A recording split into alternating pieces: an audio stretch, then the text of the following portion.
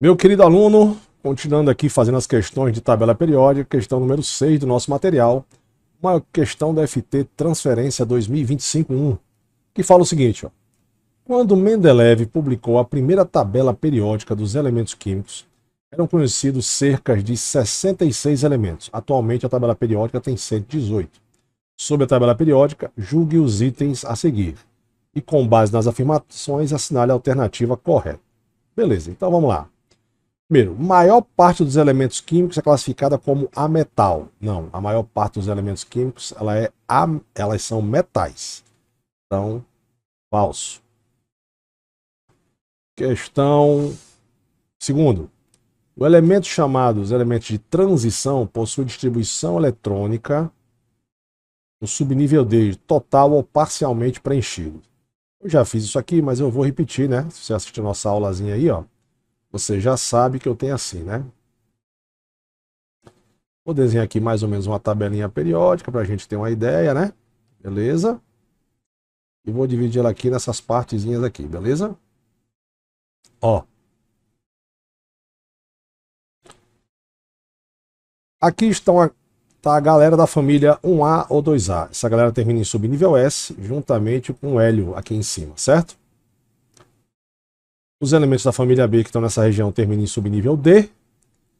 E os caras da família 3A a 8A, com exceção do hélio, terminam em subnível P. E a galera da série dos lantanídeos e actinídeos termina em subnível F. Então, a galera de transição, que é justamente a galera da família B, que vai do grupo, seria da família 3B até a 1B, ou do grupo 3 até o grupo 12, todos terminam em subnível D. Então isso aqui é verdadeiro. O raio atômico aumenta da esquerda para a direita na tabela periódica. Não, o raio atômico ele aumenta nesse sentido. Da esquerda para da direita para a esquerda e de cima para baixo da tabela periódica. Falso também. Eu já eliminava uma galera aqui, né? Eu já eliminava quem? Já eliminava a letra B, porque não tem o 2, e já eliminava a letra D. E eliminava também a C, porque o 3 ele é falso. A letra E é a correta. E vamos ver, para ver se está certo. O elemento do primeiro período que possui maior número de camadas eletrônicas preenchidas na tabela periódica. O elemento químico do primeiro período possui o maior número de camadas eletrônicas preenchidas.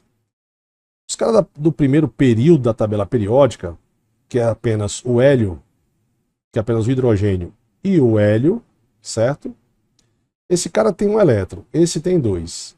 Então, quando você faz a distribuição eletrônica, ó, o hidrogênio é um S1 e o hélio é um S2. Então aqui, ó, quando você lembra, ele tem um orbital só, porque é subnível S, só que, como ele só tem um elétron, então ele só tem um elétron com spin para cima, né? Lembra disso. E quando você tem 2 aqui no hélio, um para cima e outro para baixo. Assista a nossa aula que você vai saber disso aqui. Então, os caras do primeiro período tabela periódica, primeiro período, não são os caras que têm mais orbitais preenchidos. Porque à medida que você vai tendo mais elétrons, você vai tendo mais orbitais. Aí você vai ter mais orbitais totalmente preenchidos. Entendeu? Então, quando ele fala aqui, ó, os elementos do primeiro período, que só são 2, hidrogênio e hélio, possuem o maior número de camadas eletrônicas preenchidas da tabela periódica. Não. Beleza? Quanto mais elétrons você vai tendo, mais você vai tendo subníveis preenchidos. Por exemplo, vamos pegar um cara do segundo período. Vamos pegar aqui o flúor, por exemplo. O flúor tem número atômico 9. Então a sua distribuição eletrônica é 1s2, 2s2, 2p5. Opa, vou sumir e volto já. Beleza? Então eu tenho aqui, ó, subnível S 1 orbital, subnível S 1 orbital, subnível P 3 orbitais. Observe que aqui o flúor, que é do segundo período da tabela periódica, tem 2 elétrons. Então ele tem um elétron para cima e outro para baixo. Aqui 2 elétrons, um elétron para cima e outro para baixo. 5 elétrons. Então primeiro todos para cima, de acordo com a regra de Hurt. 1, 2, 3, volta para o início com spin contrário. 4. Observe quantos orbitais preenchidos já teve o flúor aqui. Muito mais do que o o hidrogênio e o hélio, que está no primeiro período. E o flúor está no segundo período da tabela periódica. Então, falso também. Beleza? Então, correto. Esse aqui é verdadeiro. Por que, Sandrão? Porque é o seguinte, ó. Os elementos da segunda família da tabela periódica, que seria a família 2A, tem uma carga de inox mais 2. Os caras da família 1A tem inox de carga mais 1 e 2A tem inox de carga mais 2. Beleza? Então, correto aí, letra A. Bacana? Questão número 5 do nosso material, uma questão ainda de funções inorgânicas. Dentro do tópico de sais, foi uma questão de transferência 2025-1. Fala o seguinte: sobre alguns sais com aplicações e propriedades conhecidas, são feitas as seguintes afirmativas. Ele fala aqui, ó, carbonato de cálcio, presente nas estalactites e estalagmides na casca do ovo, constitui o calcário de mármore. O bicarbonato de sódio, usado na fabricação de fermento químico e antiácido, hipoclorito de sódio, está presente na maioria das águas sanitárias e processos antissépticos. Fosfato de cálcio, principal componente do osso. Sulfato de alumínio, usado no tratamento de ar. Ele pergunta o seguinte: a cenário alternativa correta contém as fórmulas químicas correspondentes. Um macete que eu quero dar para você é o seguinte: se sempre você tiver assim, ó, vou até apagar aqui, ó. Se você sempre tiver assim, o nome do composto, né? Carbonato e o nome do cara, de cálcio, do elemento químico. Bicarbonato de sódio, hipoclorito de sódio, fosfato de cálcio, sulfato de alumínio, nitrito de prata, cloreto de sódio. Teve o final ato, eto, ito, e depois o nome do elemento químico, ou até do amônio, por exemplo, né? São todos sais, beleza? Então você já sabe esse macetezinho. Na verdade, eu quero saber quais são os sais. Então, quem é o carbonato de cálcio? Vou pegar aqui o primeiro, da letra A, é o CaCO3. Então, vamos lembrar que para eu saber o nome de um elemento, uma maneira mais fácil, se você soubesse que o CO3 é o carbonato, você já responderia a questão. Então, CO3 é um íon carbonato. Então, você já sabe que é o carbonato de cálcio.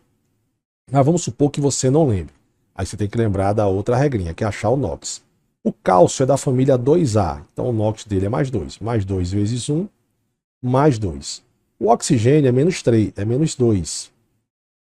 2 vezes 3, 6. Isso aqui é a regra de NOx, tá, galera? Assiste a aula de NOx. Para dar 0, aqui vai ser mais 4. Pronto. Quando dá mais 4, preste atenção. Como o carbono da família 4A, o maior NOx possível para os caras da família 4A é mais 4. 3A é mais 3. Assim como da família 5A é mais 5, 6A é mais 6, 7A é mais 7. Então eu vou dividir aqui, ó, 4 dividido por 1 aqui, deu mais 4. Então o NOx do carbono aqui é mais 4. Mais 4 tem final ato. Quer dizer que esse cara aqui, você não raciocina separado não, tá? Ele é um íon ânion, então você é uma espécie química só, junta. Então esse cara é o carbonato de cálcio. Se esse cara é o carbonato de cálcio, eu já eliminava esse aqui. Então não pode ser a letra B, tá? Beleza. Bicarbonato de sódio. O bicarbonato é um íon, certo? Que ele tem essa formulazinha aqui, ó. Botei um cloro ali, né? Não. O bicarbonato é esse cara aqui, ó.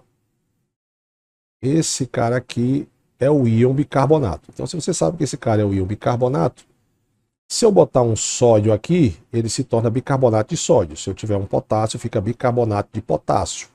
Então, o bicarbonato de sódio é o NaCO3. Então, cortava esse e esse. Ô, Sandrão, já matei a questão, é a letra A. Beleza. Vamos ver os outros? Vamos ver os outros. Vamos ver aqui. Vamos ver aqui o N. Qual é o outro? NaClO. Sódio é família 1A. Os caras da família 1A tem NOx mais 1. Mais 1 vezes 1, mais 1. O oxigênio tem NOx menos 2. 2 vezes 1, menos 2. Para a soma em cima dá 0, porque ela tem que dar 0, certo? Aqui tem que ser mais 1. Mais 1 dividido por 1, 1. Esse 1 que eu estou falando é um átomo de cloro que tem aqui, tá? Olha só, toda vez que você der NOx 1, o início é hipo e o final é ito. Então, esse íon aqui, ó, ClO, é o hipoclorito. Hipoclorito de quê? Como aqui é um sódio, hipoclorito de sódio. Se fosse potássio, hipoclorito de potássio. Se fosse um amônio, hipoclorito de amônio. Então tá certo, esse cara é o hipoclorito de sódio. Vamos pro próximo aqui agora. Então vamos aqui, ó. Vou fazer aqui no cantinho. Ó. Quem é que eu tenho aí agora? Ca. Se eu fiz de preto, tem que continuar preto aqui. Ca3PO4. 2. Vamos supor, Sandrão, eu não sei que o PO4 é o fosfato. Então como é que você faz? Você tira do parênteses, tá? Beleza. Vai ficar P2O8. Lembrando, você tem que saber se esse cara tem NOx fixo ou não. Porque se variar, é mais fácil você saber o nome do íon. Então eu tenho aqui o seguinte, vamos lá. Sandrão, quais são os caras que não variam NOx? Família 1A, 2A, prata, o amônio. Os caras da família 2, zinco, cadímio, alumínio e bismuto. Então o cálcio família 2A. Então o NOx dele vai ser mais 2. 2 vezes 3, 6. O NOx do fósforo eu não sei, mas eu sei que o oxigênio é menos 2. 2 vezes 8, 16. A soma em cima não tem que dar 0? Então aqui é mais 10. 10 dividido por 2 mais 5. O NOx é o que está embaixo. Não é o que está em cima, certo? Se deu mais 5, aí é a regrinha. O final é ato. Porque se fosse um ácido, teria o final ico. E você sabe que o sais é derivado da reação de neutralização de ácido mais base. Você pode obter um sal pela reação de neutralização. E a nomenclatura depende do ácido, a nomenclatura dos sais depende da nomenclatura do ácido com a nomenclatura da base.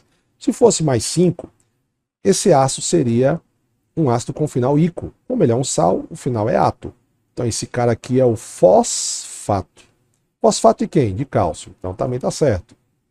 Sandrão, e o outro aqui? Acho que eu vou ter que dar uma saidinha aqui e volto já. Então vamos lá.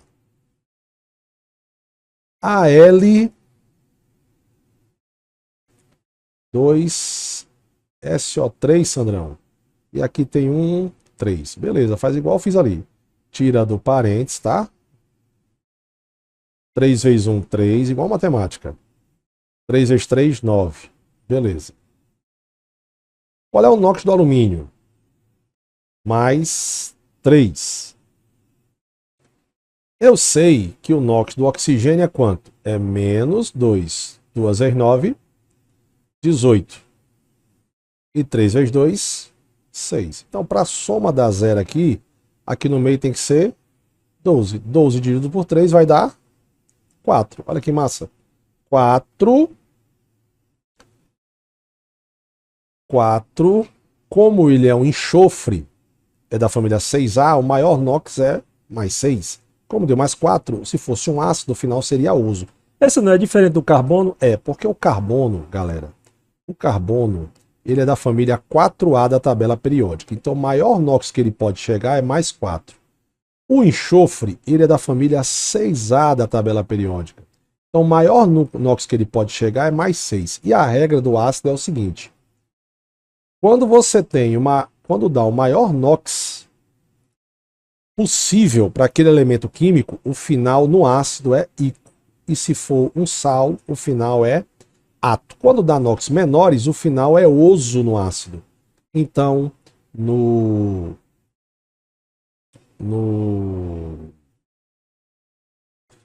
sal seria ito. Só que eu peço desculpas. Por que, Sandrão, você pede desculpa?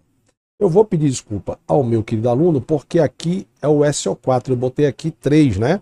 Então eu vou voltar aqui agora. Pera aí, ó. Desculpa, tá, galera? Aqui eu botei um 3, ó. Esse aqui seria, por exemplo, esse aqui, com 3 aqui, seria o sulfito de alumínio. Como tem um 4 aqui, aí já mudou o NOx. Quer ver, ó? Já mudou o NOx aqui. Por que mudou o NOx, Sandrão? Vou lhe dizer por quê. Porque, olha só. Continua o 3 aqui, né? 3 vezes 1, 3. Só que 3 vezes 4, 12. Pronto, agora presta atenção. Vai mudar aqui em cima o NOx, ó. NOx não, a soma do NOx, né? O que está em cima é a soma do NOx. Menos 2 vezes 12, menos 24. Para dar zero, aqui tem que ser mais 18, né? 18? 18. 18 dividido por 3 vai dar 6. Pronto, deu o maior NOx possível para o enxofre. Então, se fosse um ácido, o final é íquo. Mas como ele é um sal, o final é ato. Então, esse cara aqui, meu aluno fera, porque aqui deu 6, esse cara é o sulfato de alumínio. Bacana? Mas tudo isso tem nas nossas videoaulas aí na plataforma. Ok? Então, letra A, essa quinta questão aí. Essa questão é igualzinha à questão número 11 do nosso material, uma questão da UFT Transferência 2025.1, igualzinha à questão anterior. Ele fala o seguinte, ó, o diborato é um composto gasoso que se forma espontaneamente a partir da dimerização do hidreto de boro conforme a reação. Então observe que eu tenho 2 mols aqui, aqui não aparece, mas aqui é 1 mol, tá? Aí ele fala o seguinte, ó. Em um recipiente fechado, uma amostra de BH3 gasoso reage completamente e forma o diborano gasoso, temperatura inicial de 27 graus Celsius, temperatura final de 327 graus Celsius, com volume constante.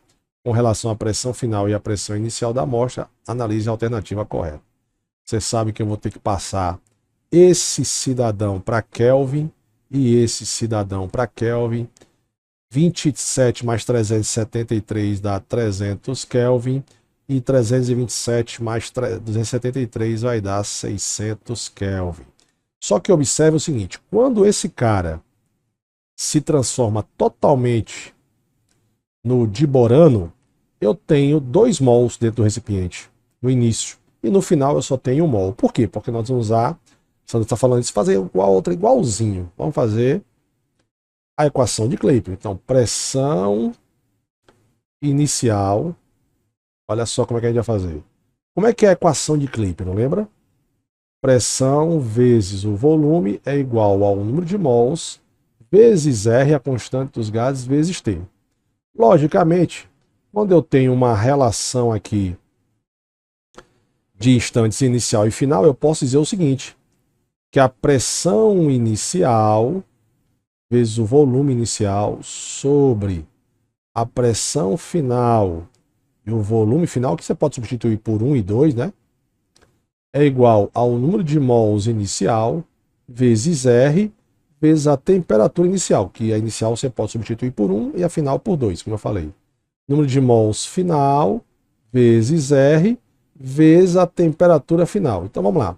Como o R é igual, é o mesmo valor, eu corto. Como ele falou que o volume é constante, ó, ele falou aqui que o volume é constante, também posso cortar. Então sobrou P, pressão inicial sobre pressão final é igual ao número de mols inicial, vezes a temperatura inicial sobre o número de mols final, temperatura final. Então agora aqui, ó, vou partir para o abraço e vou fazer essa questãozinha. Então vamos lá. Quanto é a pressão inicial que ele falou? Não sei. A pressão inicial eu não sei. Vou botar aqui P I sobre PV, que eu também não sei, até porque ele quer uma relação, ó. Ele não deu os valores, né? Mas eu sei que o número de mols inicial são 2. Eu tinha 2 mols aqui, ó, do hidreto de boro. Vezes a temperatura inicial, 300. Dividido pelo número de mols final. Aqui é um só, tá vendo? Só tem 1 mol do diborano. E a temperatura final, 600. 2 vezes 300, 600. 600 vezes 200 dá 1. Então a relação pressão inicial e final é de 1. Então eu posso dizer o seguinte. A pressão inicial sobre a pressão final é igual a 1. Logo, fazendo meios extremos, eu posso dizer que a pressão inicial é igual à pressão final ou a pressão final é igual à pressão inicial. Letra B. Questão igualzinha à anterior que a gente fez aí agora. Quarta questão do nosso material aí, ó. Ainda dentro de propriedades coligativas, eu botei na parte de osmose porque você vai ver que os tópicos aqui estão se referindo a tonoscopia, crioscopia, ebulioscopia, e eu achei bacana deixar em osmose porque você já assistiu todas as aulas desses assuntos de propriedades coligativas para chegar exatamente nessa questão. Então vamos lá, questão da UFT, transferência 2025-1, que fala o seguinte: a respeito das propriedades coligativas, considere as seguintes afirmativas. Então vamos lá. Uma solução aquosa de NaCl ferve a temperatura mais alta que da água pura em ambos os níveis do mar, certo? Uma solução que tem um soluto não volátil, que é no caso Na, e eu tenho um solvente puro, então se a água pura ferve a 100 graus Celsius, por exemplo, só para você ter uma ideia, eu vou botar 100%, ó. Se ela ferve a 100 graus Celsius, a água com sal vai ferver com mais de 100 graus Celsius. Então o primeiro é verdadeiro. Se o primeiro é verdadeiro, já corta a letra B. Segundo, uma solução aquosa de glicose congela a uma temperatura mais alta do que a água pura, ambas ao nível do mar. Não, falso. Uma solução que tem um soluto não volátil em relação a um solvente puro é o contrário de quando você aquece, ela congela a temperatura menor. Então, se a água congela a 0 graus Celsius ao nível do mar, a água com sal, a água com glicose vai ser menor que 0 graus Celsius. Beleza? Então, essa aqui é falso. Então, vamos entender isso aqui. O sal aqui, essa solução aquosa vai ferver a uma temperatura maior, a temperatura vai ser maior. Deixa eu botar aqui assim. A temperatura vai ser maior que 100 graus Celsius em relação à água.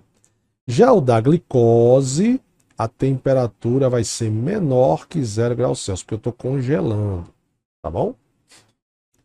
E tem aula na plataforma sobre isso aí. 3. Então, se o 2 está falso, todas as alternativas estão corretas. Não. Terceiro, quando um pepino é mergulhado numa solução concentrada de salmoura, água com sal, após alguns dias, esse passa a apresentar um volume menor, um aspecto de murcho. Lógico. Osmoscopia. Quando você pega um pepino, tá? E mergulha numa solução que a concentração aqui é maior, o que é que acontece? A água espontaneamente do pepino vai sair do pepino, porque a osmose é isso aí, ó. Ela sai da solução menos concentrada para o solvente, né? Sai da solução menos concentrada para a mais concentrada. Como o pepino vai perder água, ele vai diminuir, vai aparecer com aspecto de murcho. Verdadeiro. Se o 3 é verdadeiro, opa, tá empatado aqui. Quem eu responder agora, ganha. Solução alcoólica com sulfato de sódio, que é um sal, em um sistema fechado, possui pressão de vapor maior do que o álcool puro, nas mesmas condições. Então vamos lá, vamos lembrar do gráficozinho. Eu tenho um gráficozinho aqui, tá? Vou sumir, mas volto já. Eu tenho um gráfico aqui, tá? De pressão de vapor em função da temperatura. O azul, o gráficozinho azul que eu vou fazer aqui é o solvente puro, tá? O vermelho é o da solução, porque não importa, porque eu tenho aqui uma solução que tem sal em água e o outro eu tenho álcool puro. É o mesmo raciocínio para água pura e água com sal, tá? Então aqui ele é o solvente puro. Aqui é a solução. A solução é quando você tem soluto mais solvente. Bacana? Vou até trazer um pouquinho para cá para você ver esse gráfico comigo. Ok? Então vamos lá. Beleza. Então vamos supor que eu marque aqui, olha, para a mesma pressão de vapor, para a mesma pressão. Eu tenho aqui a mesma pressão. Vamos supor que seja a pressão de 1 atm.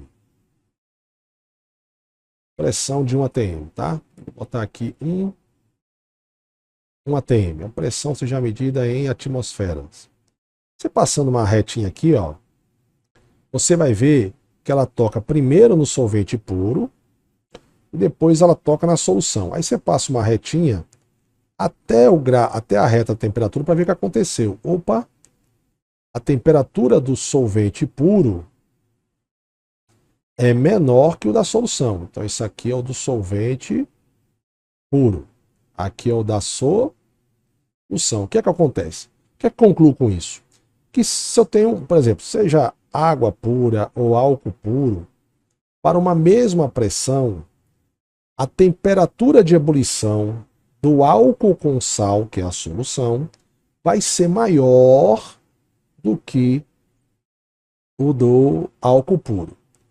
Isso é o que a gente estuda de tonoscopia, que é o aumento que houve aqui, ou ebuloscopia, desculpa, ebuloscopia, que é o aumento da temperatura de ebulição do solvente puro, de um solvente puro, quando aí ele é colocado um soluto não volátil. Agora, se eu quisesse medir para a mesma temperatura, vamos supor, para a mesma temperaturazinha aqui, uma temperatura X, mesma coisa, passo uma reta tocando nos dois gráficos. Aqui no da solução, aqui do solvente puro. E agora faço uma reta indo até a pressão. Então eu tenho aqui a pressão do solvente puro. E aqui embaixo eu tenho a pressão da solução. Observe que se eu estiver partindo aqui do zero, a pressão maior é a pressão do solvente puro. Aí esse abaixamento aqui é o que a gente estuda na tonoscopia, certo? Que é o abaixamento da pressão máxima de vapor. Vou até aumentar aqui para você ver, ó. Aumentei para você. Deixa eu botar aqui. Beleza. Então vamos lá. Vou fazer de novo aqui, que acho que agora ficou um visual melhor. Deixa eu apagar. Bora, apaga. Tá arriscando em vez de apagar. Agora vai apagar. Beleza? Então vamos lá. Para essa mesma temperatura que eu chamei de temperatura X. Deixa eu apagar aqui. Vamos ver se dá para aparecer do ladinho. Dá. Então vamos supor que eu tenho uma temperatura X aqui, certo? Essa temperatura X, eu tenho aqui o eixo, né? Dessa temperatura, em relação a essa temperatura X. Ela tocou no gráfico da solução aqui. Então aqui eu tenho a pressão da solução. Aqui eu tenho a pressão do solvente puro. Observe que se eu partir do zero, a pressão do solvente puro, 0, 0,1, 0,2, não interessa quanto, 1, 2, 3, 4. A pressão de vapor do solvente puro é maior que o da solução para uma mesma temperatura. Então, tonoscopia, ela estuda o abaixamento que vai haver aqui, ó, da pressão de vapor quando a um solvente puro for colocado um soluto não volátil que vai justamente originar uma solução. Ou seja, a água pura tem uma pressão de vapor maior que a água com sal. O álcool puro tem uma pressão de vapor maior do que o álcool com sal. E o que é que ele falou nessa quarta questão? Vamos ver aqui. Deixa eu puxar para cá. Talvez vou até diminuir aqui, ó. Vamos lá. O que é que ele falou na questão? Ele falou no quarto que a solução de álcool com sal em um sistema fechado possui uma pressão de vapor maior. Não, quem possui é o álcool puro. Então isso aqui é falso. Se esse é falso, esse aqui é verdadeiro. Letra... desculpa. Vou trocar aqui. Esse aqui é falso, né? Então verdadeira a letra C. E aí nós vamos ver aqui, ó. A água com gás a 60 graus Celsius ocorre liberação de gás dissolvido com maior velocidade do que 10. Lógico, você está aumentando a temperatura. Aqui, ó, a temperatura é maior. Se a temperatura aqui é maior, aqui é uma temperatura menor, você vai aumentar a agitação das partículas, logicamente, vai haver uma liberação de gás maior. Então, letra B é a correta. Bacana? Vamos fazer agora, meu querido aluno, a questão 9 do nosso material, ainda em equilíbrio químico, né?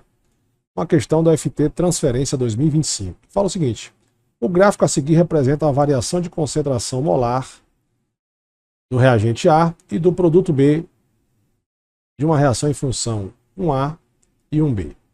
Pelo gráfico eu estou vendo aqui, a concentração de B está aumentando, a concentração de B, logicamente que é o produto está aumentando, e a concentração dos reagentes está diminuindo. Eu atinjo o equilíbrio mais ou menos aqui nesse ponto aqui, ó. Nesse ponto aqui eu atinjo o equilíbrio. E aí eu tenho o seguinte, ó. Quando eu atinjo o equilíbrio, eu observo que a concentração dos produtos é maior que a concentração dos reagentes. Isso me diz que essa reação é uma reação que tem um rendimento maior que 50%. Eu tenho mais produto que reagente.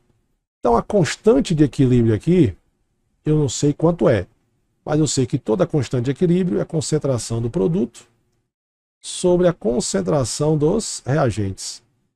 E se o produto é maior, matemática de Basic. Se eu estou dividindo um número maior pelo número menor, ele vai ser sempre maior que 1. 2 dividido por 1, 4 dividido por 1, 1000 dividido por 999, não interessa, vai ser maior que 1.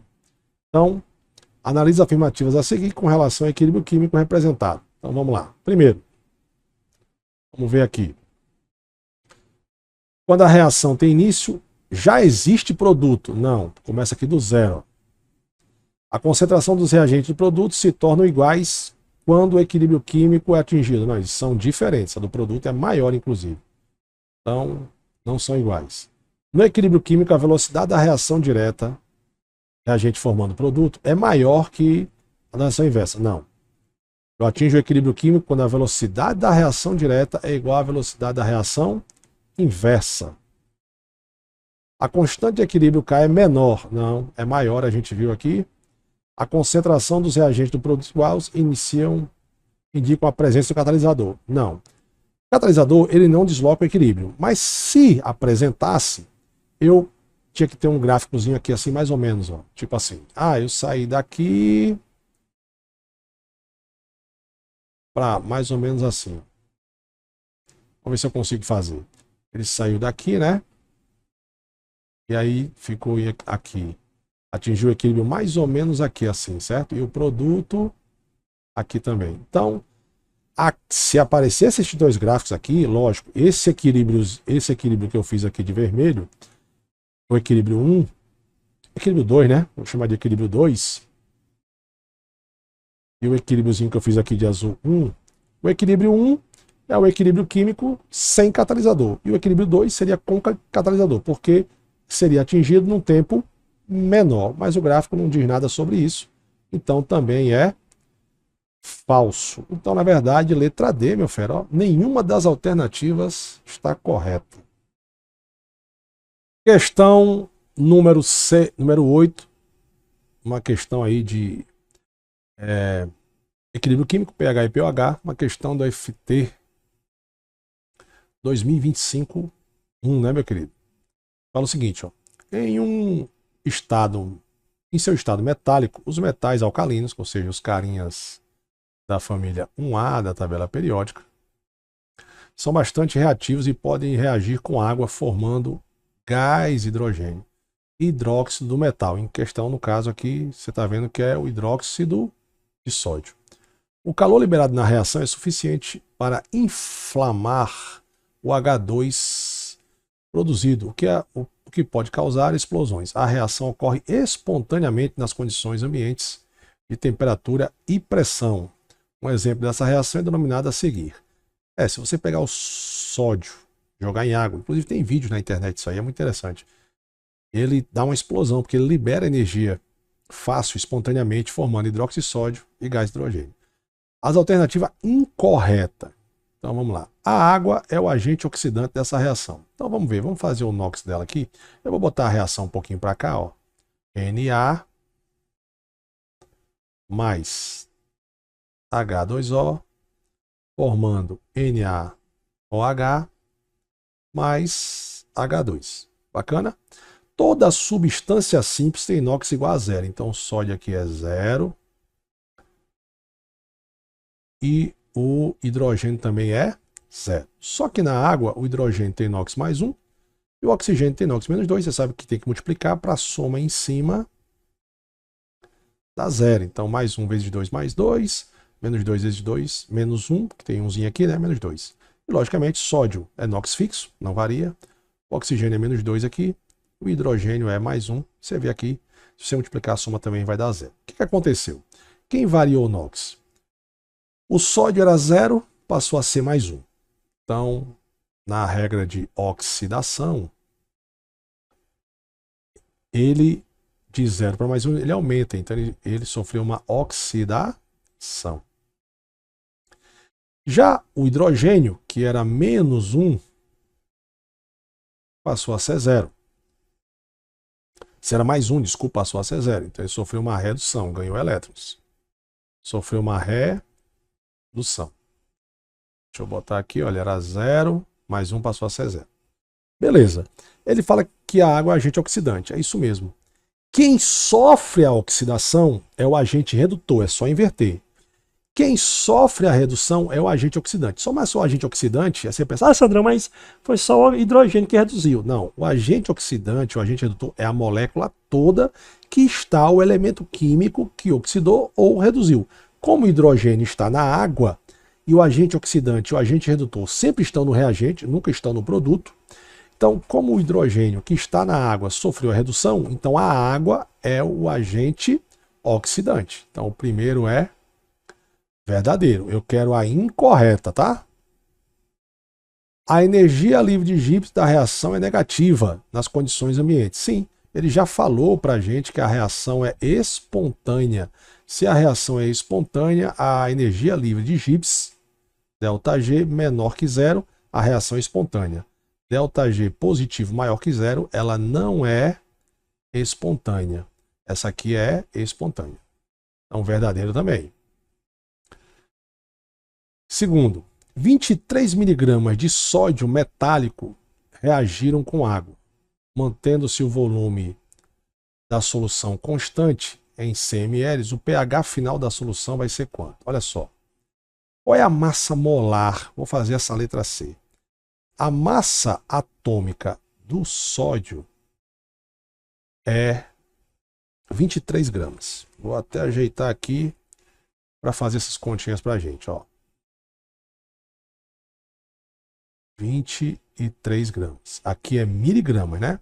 Beleza.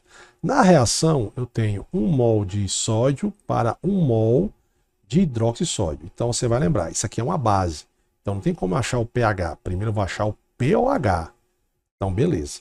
Então eu tenho 23 gramas de sódio, está para 1 mol de sódio, está para 1 mol de NaOH. Então 23 gramas por mol, ou seja, para cada 1 mol de sódio eu tenho 23 gramas. E 23 miligramas seria quanto? Se você quiser, pode fazer uma regra de 3 simples, mas é fácil, né? 23 gramas está para 1 mol.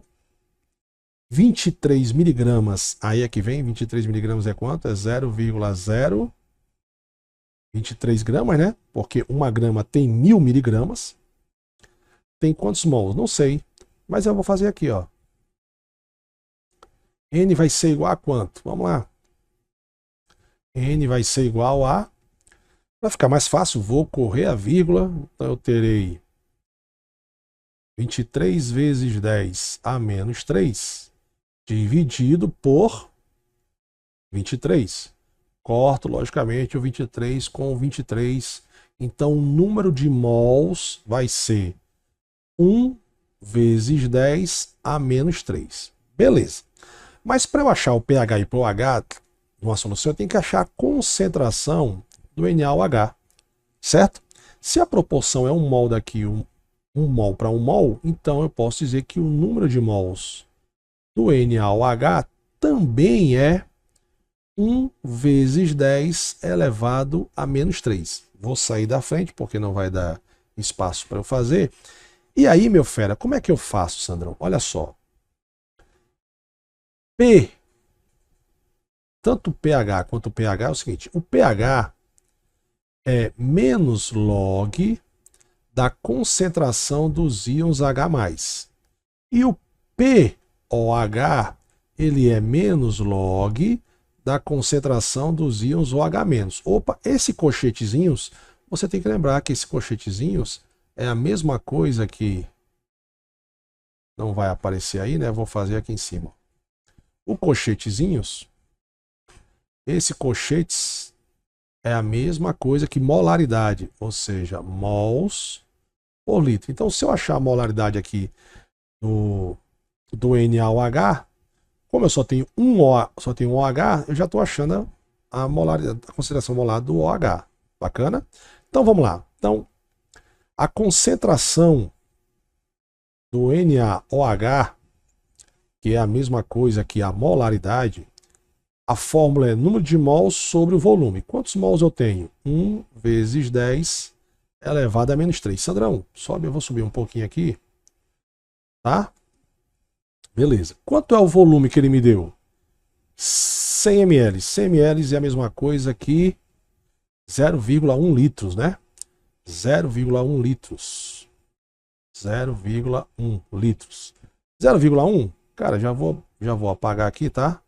Pô, 0,1, meu fera, você tem que saber. Já sabe que é 1 vezes 10 a menos 1. Beleza, quanto é que vai dar isso aqui? Conserva a base e subtraio os expoentes, né? Então vai ficar menos 3 mais menos 1. Então isso aqui vai dar 10 a menos 2. Bom, então eu posso dizer que a concentração de íons OH- é igual a 10 elevado a menos 2. Aí você já sabe aquele macete, né? Quando a base é 10, o pOH é sempre igual à potência. Porque você ia colocar aqui, ia ficar assim, ó. pOH é igual a menos log, tiro 1, né? Como é a concentração de 10 elevado a menos 2. Não é isso aí?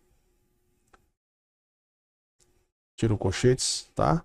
Aí o menos 2 vem para aqui para frente. Vou fazer essa continha, né? Para você que às vezes tem um pouco de dificuldade em log para você entender. Então vai ficar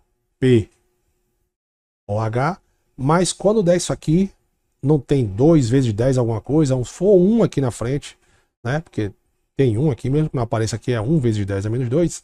O pH é sempre igual à potência, só que com sinal positivo. Então, pOH aqui é 2, eu já sei que é 2. Ok. Então vai ficar como? Então vai ficar... quando eu tenho elevado aqui, ele vem para frente essa potência vem para frente do log. Então vai ficar menos com menos, mais, né? Então vai ficar 2 vezes log de 10. Log de 10 é igual a 1, então 2 vezes 1, 2. Então se o pOH é 2, o pH é 10. Mas, Sandrão, por quê? Porque pH, não esqueça essa formulazinha, mais pOH a 25 graus Celsius, temperatura ambiente, é igual a 14. Eu tenho essa linda formulazinha aqui, ó. Beleza? E ele falou que é quanto aqui? Ah, ele falou que o pH é 10. Então essa aqui é falsa. Se eu quero a incorreta, já respondi. Letra C. E na outra questão, vamos ver se ela realmente está verdadeira, né? Vamos ver aqui, ó. Aí eu vou voltar. Vamos voltar aqui. Que ele fala o seguinte, ó. 2,3 gramas de sódio reagem com um volume de H2 produzindo 1,12 litros nas condições normais de temperatura e pressão. Condições normais de temperatura e pressão. Vou botar uma setinha aqui para indicar que eu estou fazendo essa questão aqui, tá? Essa aqui foi essa aqui. Beleza? Então vamos lá. Qual é a reação? Não, mas primeiro vamos lá. Condições normais de temperatura e pressão.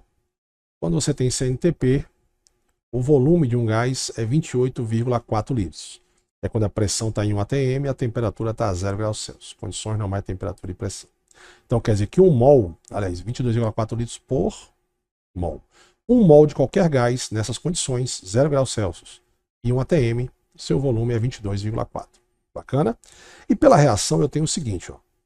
Se você olhar a reação, Na mais água produz NaOH mais 1,5 de H2. Ou seja, quando eu tiver 1 mol de sódio, eu tenho meio mol de hidrogênio. Aí a gente vai fazer o seguinte aqui. 1 mol de sódio pesa quanto? Porque é o seguinte, a relação agora é de gramas, vamos lá, gramas para o volume em litros de H2. Então, quando eu vou passar esse 1 mol para gramas, eu já sei, ó, 1 mol de NaOH tem 23 gramas, Sandrão. Então, eu tenho 23 gramas, beleza. E meio mol de gás hidrogênio tem quantos litros em CNTP? Pô, é fácil. Se 1 mol tem 22,4, meio mol tem 11,2 litros em CNTP, tá? Não esqueça que isso aqui está em CNTP. Cara, eu fiquei na frente, né? Mas vamos lá, foi. Desculpa aí, galera. Então, quando eu tiver 1 mol desse cara, eu tenho 11,2. Quando eu tiver meio mol, eu tenho... desculpa, 1 mol 22,4. Meio mol 11,2. Então, isso aqui é uma proporção de gramas para litro. Beleza. Aí na questão... Para ficar vendo a questão, sabe o que eu vou fazer? Eu vou dar uma sumidinha aqui e volto já. E aí, na questão, eu tenho o seguinte. Ele me fala o seguinte. Quando eu tiver 2,3 gramas de sódio, eu vou ter 1,2 litros de gás hidrogênio. Será? Vamos lá. 2,3 gramas, beleza? Quando eu tiver aqui 2,3 gramas, qual vai ser o volume de H2 também CNTP? Cruz credo. O volume de H2 será 2,3 vezes 11,2 dividido por 23. Meu querido aluno, posso cortar esse 23 com esse 2,3? Posso. Aqui vai dar 1. 23 é 10 vezes maior que 2,3, então aqui vai dar 10. Aí eu pergunto a você, e quanto é 11,2 dividido por 10? Dá 1,2 litros de H2 em CNTP. Então, correto. A questão está correta. Quando eu tiver 2,3, eu vou ter 2,3 gramas de sódio, eu vou ter 1,12 litros. Então, se ela está correta, a única falsa que a gente tem, que é incorreta, é a letra D. Bacana? Questão número 5, meu querido aluno, nosso material, a questão de transferência 2025-1, uma questão que eu coloquei aqui em propriedades físicas dos compostos orgânicos, pelo fato das alternativas, todas elas você já ter visto assuntos para trás, tá? Assuntos que já foram estudados. Então vamos lá, dentro aqui do nosso curso, né? Então é o seguinte, o bisfenol A, um composto usado na produção do plástico, policarboidratos resina epóxi, a exposição do bifenol A tem sido associada a problemas endócrinos, a figura a seguir representa essa é a estrutura do bisfenol A. Tá aqui a estrutura dele, ele fala o seguinte, sobre as características do bisfenol A, julgue as afirmativas a seguir. Vou subir aqui um pouquinho para a gente visualizar todas, né? Então vamos lá. Possui um carbono quiral. O que é um carbono quiral? Vamos lembrar que o carbono quiral é aquele carbono que tem os 4 ligantes diferentes. Não é isso aí? Cada vértice é um carbono. 1, 2, 3, 4, 5, 6, 7, 8, 9, 10, 11, 12, 13. Beleza? Cada vértice é um carbono. Os carbonos que têm dupla não tem como ter ser um carbono quiral. Embora o correto seja chamar de carbono assimétrico a molécula quiral, mas tudo bem. O único carbono que podia ser quiral é esse do meio, mas observe que ele tem ligantes iguais, tanto de um lado quanto do outro. Então, eu não tenho como ser quiral. Lembrando, do ciclo tem dupla ligação, não tem como, beleza? Então, todos os carbonos do ciclo não podem ser carbonos quirais, porque para ser um carbono quiral assimétrico tem que ter ligações simples. Então, esse aqui é falso. Ele quer a correta. Se o primeiro é falso, então já está fora essa, já está fora essa. Possui carbono de hibridação sp e sp3. Então vamos lembrar, quando o carbono tem apenas ligação simples, a sua hibridação é sp3. Quando ele tem uma dupla, a sua hibridação é sp2. E quando ele tem uma tripla ou duas duplas, a sua hibridação é sp. Fiquei na frente, volto já. Esse carbono tem uma dupla, esse dupla, dupla, dupla, dupla, dupla, dupla, dupla, dupla, dupla, dupla, dupla. Então todos esses carbonos são sp2. Então já está errado, né? Possui carbono de hibridação sp e sp3. Bom, diz que possui, né? Bom, sp3 tem. Esse carbono só tem ligação simples, esse e esse também. Então hibridação sp3.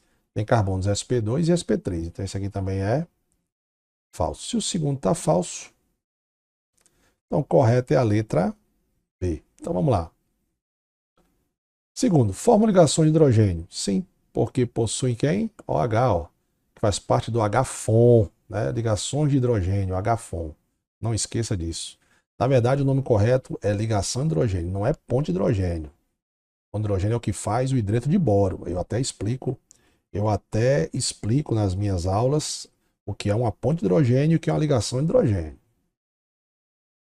Mas, como ele botou aqui ligação de hidrogênio, tudo certo. Possui um heteroátomo no anel aromático? Não tem heteroátomo. Heteroátomo é um elemento químico que fica entre átomos de carbono? Não tem. Então também é falso. Esse é verdadeiro. Possui fórmula molecular C5H2H6. Pois é. Essa questão podia ser anulada? Podia. Eu estou fazendo essa questão agora, não sei se ela foi anulada por causa disso. Porque, de acordo com a regra de Upach, primeiro você coloca o carbono e hidrogênio, depois você escreve em ordem alfabética, ou em ordem de eletronegatividade. Mas eu acho difícil a UFT anular essa questão por causa dessa troca aqui. Ó. Vamos contar ver quantos carbonos tem. Vamos ver primeiro se a fórmula está certa, né? 1, 2, 3, 4, 5, 6, 7, 8, 9, 10, 11, 12, 13, 14, 15. Beleza. 15 carbonos, tá certo. Quantos hidrogênios? Cada carbono do ciclo que não teve uma substituição, ele tem um hidrogênio. Então, 1, 2, 3, 4. Aí aqui, 5. Aqui não tem carbono, já tem 4 ligações. 5. Aí aqui, 6, 7, aí 8, 9, 10. 10 com 3, 13. 13 com 3, 16. Tá certo. Quantos oxigênios? 2. Ó. Um oxigênio aqui e outro aqui. O correto seria escrever C. O mais correto, né? C15, H16, O2. Mas é um detalhe, eu acho que não se deve anular essa questão por causa disso. Então, letra B. Se ela anular, foi por causa dessa sequência aqui, beleza? Mas a priori é letra B, ok? Quinta questão, meu aprovado, da parte de reações orgânicas, reações de oxidação. Uma questão da FT Transferência 2021, que ele fala o seguinte: os álcools são compostos extremamente importantes para a química orgânica. Podem ser representados a partir de vários tipos de compostos formados com a variedade de compostos diferentes, conforme observado. Então ele me dá aqui 4 reações, beleza? E, de acordo com as reações representadas, represente a incorreta. Reação 1 ocorre uma desidratação intramolecular do propanol 2, um álcool secundário em propeno, que é um alceno. Vamos ver aqui, reação 1. Eu acho que eu vou aumentar aqui um pouquinho, tá? Para a gente poder visualizar melhor. Então vamos lá. No 1, se eu Primeira nomenclatura aqui, ó. 1, 2, 3. 1, 2, 3. 3 é prop. Então tá certo. Esse aqui é um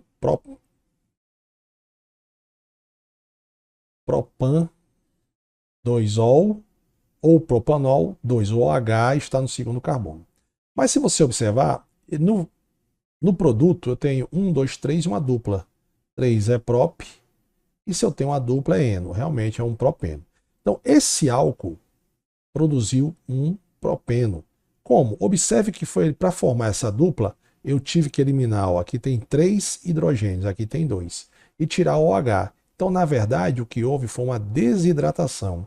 Esse carbono aqui, ó, eu tinha aqui, ó, CH3, carbono, tinha um OH aqui eu tenho hidrogênio, e aqui eu tinha um hidrogênio, eu tenho os 3, né? Então, o que houve? Ele eliminou esse OH. Então aqui ainda dá para completar, formando mais H2O. Reação de desidratação intramolecular, ou seja, dentro da molécula. Como esse carbono ficou com a valência livre, que é essa aqui, e esse outro com essa valência livre, as duas se ligaram aqui, formando propeno. Então o primeiro é verdadeiro. Bacana? Primeiro, verdadeiro. Segundo, a reação 2 ocorre a oxidação do propan-2-ol, um álcool secundário, correto, em propanona, que é uma cetona. Então vamos lá. Por que o álcool é secundário? Eu tinha até esquecido de falar isso, porque eu tenho um OH ligado a um carbono secundário. O carbono secundário está ligado a 2 carbonos. Então aqui também eu tenho um propanol 2. E observe que aqui transformou uma cetona, certo? São reações de oxidação, que é o seguinte: quando eu tenho um álcool primário, por exemplo, eu tenho aqui o propanol 2, propanol 1, um OH, beleza?